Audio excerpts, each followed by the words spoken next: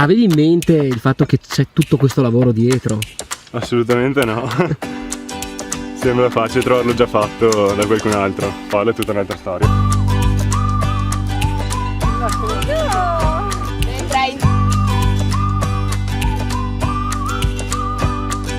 50 ragazzi tra i 12 e i 17 anni provenienti dal Friuli Venezia Giulia, dal Veneto, dalle province di Trento e Bolzano, cesoie, martelli, pale, colore, pennelli e tanta voglia di imparare a prendersi cura della montagna. Mi ispirava il fatto del campeggio, dei 5 giorni e volevo imparare a fare queste cose. Ti vedi come una volontaria del CAI impegnata in questa attività? Beh, oddio, sarebbe bello, sì.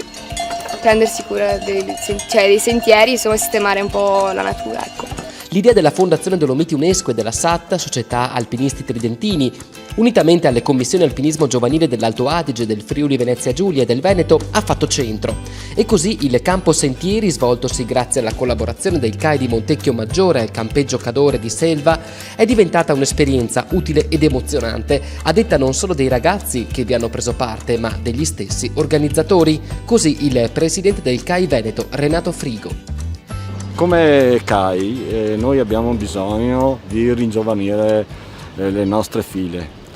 Per far questo bisogna incentivare i giovani, convincere i giovani che la montagna ti può dare qualcosa. Le escursioni è un fatto semplice, la montagna deve essere vissuta ma soprattutto deve essere curata. Se noi riusciamo a insegnare ai ragazzi con il nostro esempio, non in maniera didattica, però con il nostro esempio, mettendo a disposizione il nostro entusiasmo per curare i sentieri, sicuramente avremo fatto un grandissimo servizio a loro, ma soprattutto all'ambiente montano. I sentieri non sono lì a caso. In montagna i sentieri sono le strade, risentendo dell'ambiente in cui si trovano l'ambiente naturale, vanno soggetti a frane, a smottamenti.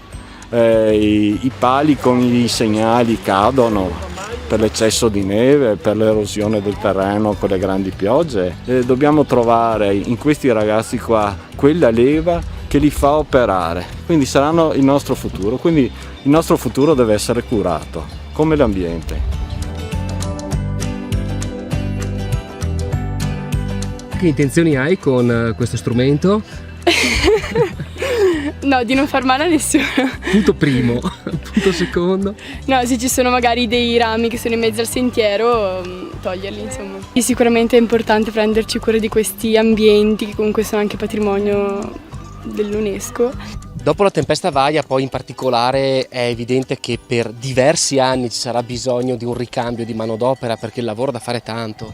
Eh sì, questa tempesta ci ha fatto capire da una parte qual è l'importanza dei sentieri, perché finché ci sono, tutti li percorrono, sembra che tutto vada bene. Nel momento in cui un sentiero magari importante che porta ad un rifugio non è più accessibile, ecco che si alzano subito le voci e bisogna correre a sistemarlo e sicuramente ci sarà ancora più bisogno di manodopera.